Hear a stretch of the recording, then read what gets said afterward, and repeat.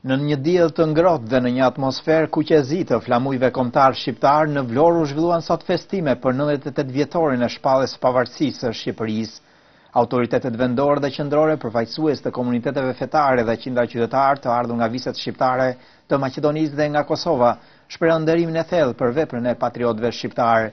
Në një ceremoni të zhvilluar në sheshin e Flamurit ku ngrihet edhe monumenti i pavarësisë, kryetari i Bashkisë së Vlorës, Shpëtim Gjika, vlerësoi lart aktin e Ismail Qemalit dhe burrave të tjerë të shquar të kombit shqiptar.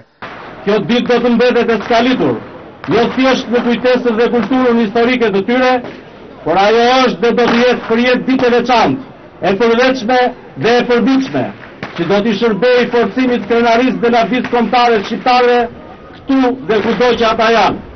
Zoti Gjika tha se për të gjithë shqiptarët 28 nëntori është dita e krenarisë së tyre të pakufishme kombëtare kudo ku ata ndodhen. Është lidhur jo rastësisht ngjarja më e madhe e historisë së popullit tonë. Nuk është rastësi gjeografike fakti që qyteti ynë Herove i lavdishëm u bë qendra dhe vatra e shpallimit, dhe të zonave përreth u bën bazë e pavarësisë së kësaj dite të madhe nga periudha e historisë që shënoi fillimin e ndërtimit të shtetit modern shqiptar. Gjatë festimeve u shënuan edhe raste simbolike nga grupe të rinj të cilët përcollën mesazhet e krenarisë së lartë kombëtare. Në festimet e sotme në Vlorë morën pjesë edhe qindra qytetarë nga viset e tjera shqiptare, duke ndarë me qytetarë vlonjat nderimin për këtë ditë të shënuar dhe mesazhin e vëllazërimit të shqiptarëve kudo ku ata ndodhen. Për Zërin e Amerikës nga Vlora, Raimond Kola.